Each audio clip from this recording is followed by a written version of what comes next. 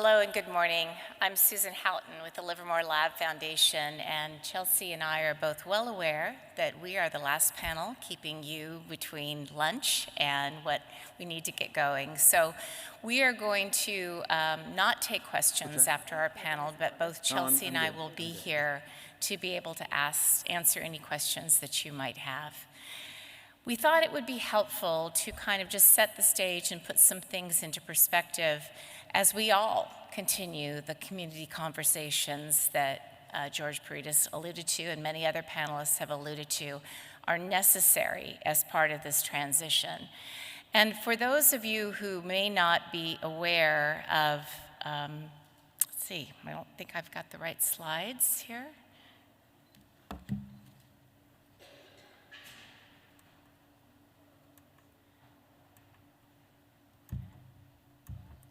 There we go. Okay, thank you.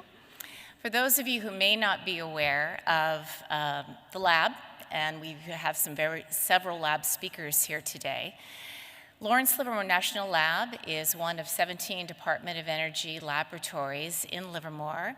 Livermore's been called the nexus of cowboys with the world's fastest rodeo, vintners with wonderful Livermore Valley wines, and scientists because there are more PhDs per capita in Livermore, 1 square mile, than anywhere else in the United States.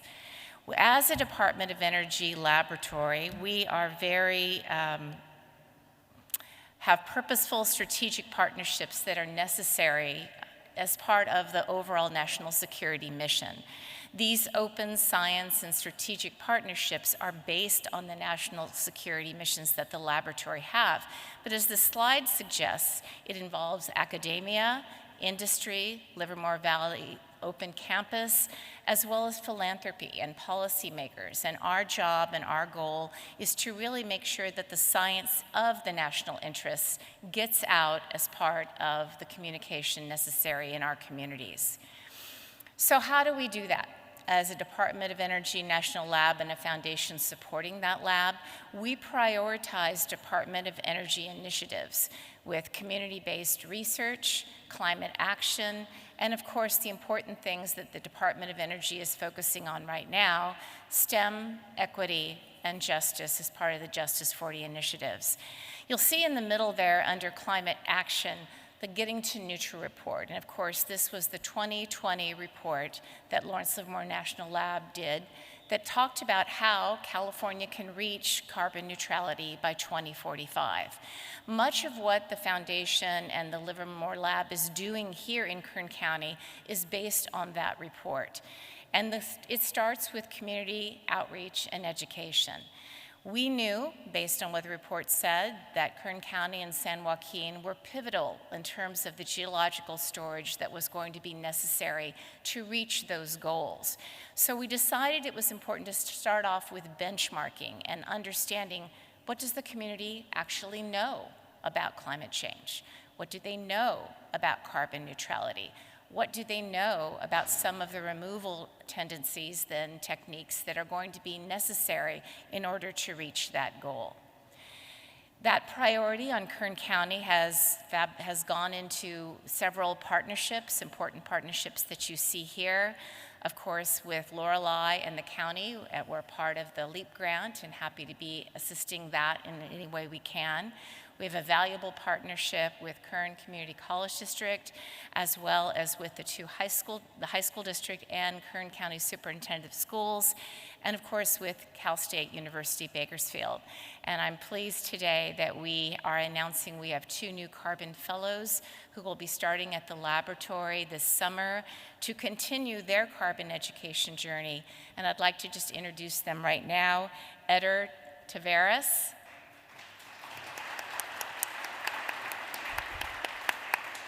and Jilnar Al-Azam. Jilnar, stand up. They will be working this summer at the laboratory, and Jilnar will actually be working all year as part of her research initiatives and extending them to the laboratory, so welcome. I'd also like just to take a moment to acknowledge Sally Allen, who is the Executive Director of the Livermore Lab Foundation, and the work that we're doing here. So what we did is we partnered with a research firm you may have heard of, FM3, and we did this in our national research back in 2020 and 2021. And we came into both Kern County and San Joaquin and asked individuals, both qualitative and quantitatively, what their views might be on climate change, carbon storage, as well as some of the removal opportunities ahead. It's no surprise to all of you that roughly 1/4 of the Kern County community is dependent upon ag. Another 1 in 5 are dependent upon oil. And that's important to set the stage as you think about some of the Justice 40 initiatives, especially when it comes to workforce development, because communities here don't want those jobs to go away. So how can we help those individuals transition to a new carbon economy that assists in terms of the workforce? One of the questions we asked was, how familiar are you with the California state climate goals, that 2045 mandate to reach carbon neutrality? And you can see that about 55% indicated they were, but 44% were not. So that sets the stage for how we can possibly start that conversation.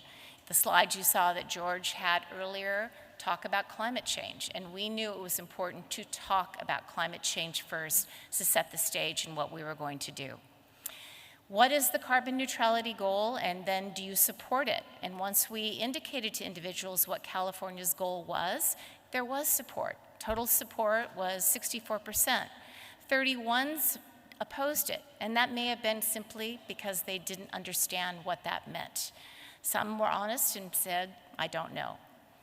We also asked them in terms of the technology. How familiar are you with carbon capture and storage technology, whether that's biomass, as Allegra led the panel on, whether it's direct air capture, whether it's actual geological storage as part of that. And as you can see by this slide, most are not familiar. This is extremely important as we consider what kinds of programs we develop, outreach and education, because most of the individuals who live in this community really have no idea what we're talking about. Here are some of the verbatim explanations of carbon capture and storage that came out as part of the survey. You can see some are accurate, some have the right direction, and some are not accurate at all. And we used these quotes, this is an anonymous survey, both qualitative and quantitatively, to help us frame some of the educational materials that we developed. When asked if a plant were to come, or new technology or new opportunity were to come to Kern County, what would be important to you? There's no surprise here. Jobs, public input, and public protection. And they want to see the very detailed EIR and permitting processes that Lorelei's team leads. And that's important for the conversations, to be able to understand what kinds of jobs and to listen as part of what input they want. It's not us talking at them, it's talking with individuals in our community. And actually, when you think about the Department of Energy initiatives on community benefit plans and community benefit plan agreements, it is paramount that it has to be an agreement, a concession, perhaps, that maybe companies think, but also a dialogue that creates a win-win scenario for all who are affected and involved. This led us to development of a 2-year program that we've had in place called Climate in the Classroom, developed by educators for educators. 5 units and 29 hours, and Chelsy is going to talk about that. And it's been a wonderful partnership with the superintendent of schools and the Kern High School District, and we have a team here today from both the high school district, Autumn Bridges, high school educator, as well as Michelle Roy from the Kern County Superintendent of Schools. We have Justin Jansen and Holly Gonzalez. And we have more than 40 teachers in San Joaquin and Kern who are now implementing these lessons, this 2-year process, to be able to set the stage of what we're talking about. So I will turn it over now to Chelsy, who can tell you some of the specifics of those lessons.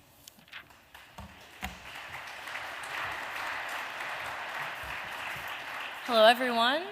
It's been wonderful to hear everybody's perspectives today. I'm Chelsy Lancaster. I'm a science educator. I work at Ridgeview High School this year, but I'm also here representing the Kern High School District and the Kern County Superintendent of Schools. I've worked on this program for 2 years now. Last year I was part of the pilot program as a carbon cleanup educator, and this year I'm working as a mentor with other members of my district to make sure that we can implement this program even further in our districts.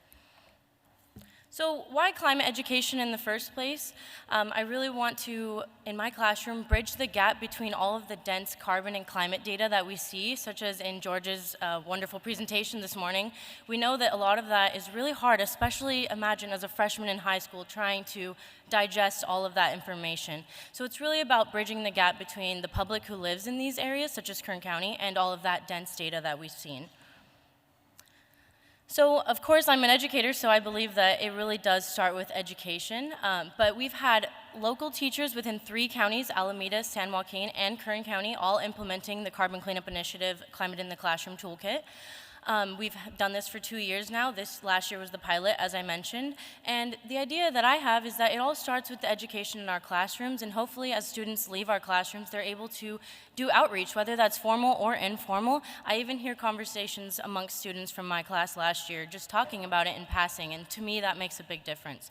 And so of course, once we have education and outreach, we start to see real change. And so there's a lot of people doing a lot of work in this field. Of course, we've heard from a lot of people today. But it starts in the classroom, and I think that we'll start to really see change when we see that our high school students are exposed to this at an earlier age. And it says 3 counties, 2 years, and 1 goal. Well, the 1 goal is to get to carbon neutrality as California as a whole. So the Carbon Cleanup Initiative is consisting of 5 units. I'm going to break them down a little bit more, but they're all in order. They build upon one another, and they're comprehensive. So Unit 1 starts with it's called a changing ecosystem. This is where students just build a foundational understanding for climate change. We in this room probably all understand climate change, but you'd be surprised by how many of my freshman students have no idea what it even is. And so it's really important that that Unit 1 is implemented to build a foundation. Unit 2, they start looking at that really dense data, and they're actually going to be engaging with climate graphs and other forms of data to actually start understanding how climate change is impacting the planet, and biodiversity loss is another big part of this unit. Unit 3 is probably where you start to see a lot of excitement in the students. It's where you get to start looking at solutions. So students actually get to learn about and also do their own research on different types of natural and technological solutions, which we've heard all about today. Unit 4 is new this year, but very beneficial. It's about green career opportunities. So I have really enjoyed just learning about all the opportunities that you all have mentioned today. And so it's going to be really fun to see my students go through Unit 4 this year. And then Unit 5 is probably the best from a teacher perspective, being that students create a public service announcement that they share with the community. And last year I had a lot of great videos, and I'll show you one at the end of this presentation. But it's really great to see students showcase their creativity and the knowledge that they've learned throughout these units. Of course, as a teacher, we have to, for any of my educators in the room, we have to address the standards put out by the United States and California, of course. There's many standards, earth and space sciences, life science, and engineering and technology that are addressed throughout these 5 units. However, I wanted to emphasize the cross-cutting concepts. If you're not familiar with the NGSS, there's a 3-dimensional learning, so it's not just about core content, but about concepts and practices that help to build science skills. So just by looking at those cross-cutting concepts, I'm sure you can kind of extrapolate how all of this talk about climate change is really going to help our students build these science skills, such as patterns, cause and effect, stability and change, how energy and matter is all connected in this process. So how do we know that it works in the first place? Well, we collected pre-survey data and post-survey data from our students. So this was all anonymous, and students took the survey themselves, so hopefully they were being honest. But we see that before they took the survey, out of 1,100 students, most of them were not so familiar or somewhat familiar with natural and technological solutions to climate change. After going through all 5 units, I like to think that all of the somewhat familiars became very familiar, and all of the not so familiars became somewhat familiar.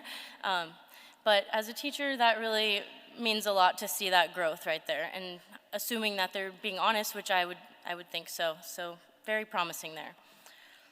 We can also see this was gathered through that same survey, in that in each of these different topics, these were all of the knowledge gains that were kind of put together. So in every single one of these, we see that they've gained some sort of knowledge in all of these topics, in all 3 counties. And just to kind of show you what some students said, these were actual quotes that I took from the survey, but just reading this really gives you promise in seeing that the students really were learning about climate change and the solutions involved.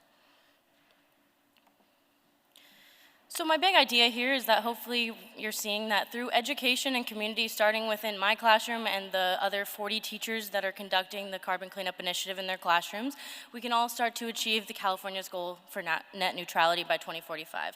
And I know that it's not that easy. There's a lot of different things that go into it, but if we can start with just educating our high school students, I think that's a great first step. And so we've heard about all the wonderful new jobs coming to Kern County, and that's been a big emphasis for my students this year. As we all know, high school is a place where hopefully students are exposed to future opportunities and places that, where they can actually participate in the world. Where are they going to find interest, and how are they going to adapt to this changing and growing Kern County? So that's probably the most meaningful part, is that students are seeing how they can actually play an integral role in, actually helping to solve some of these climate change issues. And as mentioned, Unit 5 is public service announcements. So these are 2 of the posters that were made by students last year. It's nice to see, the creativity that goes into it, and kind of, for me, if I see these if I was walking around and I saw one of these posters, I'd be kind of intrigued to read about it. And, the students also just were very proud of what they created, and sharing it with a national laboratory that really was impactful for them to get some student agency. And finally, I will end with a public service announcement video. There was a lot of great videos that were submitted last year, but I want to just emphasize that the 2 students who made this particular video were never really interested in my chemistry class at all until this curriculum. So it's really cool to see that they showed not really much interest throughout the year, and then it came to this Unit 5 PSA, and they really showed out. So you can always, reach the students you don't even expect to reach. So thank you, and enjoy the video. Oh, I think I got to click the YouTube link. There we go.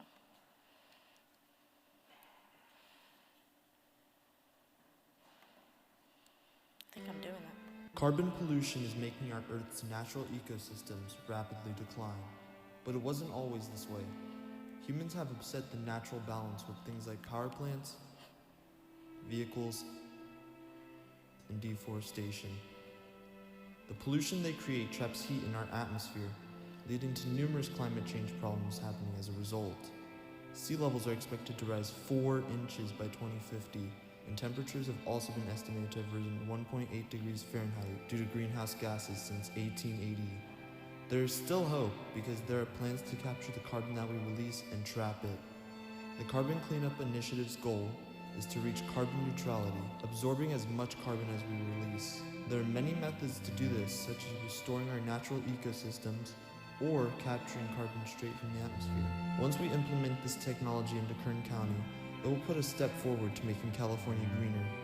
If we can manage to all contribute towards a carbon neutral world, it will strengthen the environment and restore natural ecosystems. Thank you very much.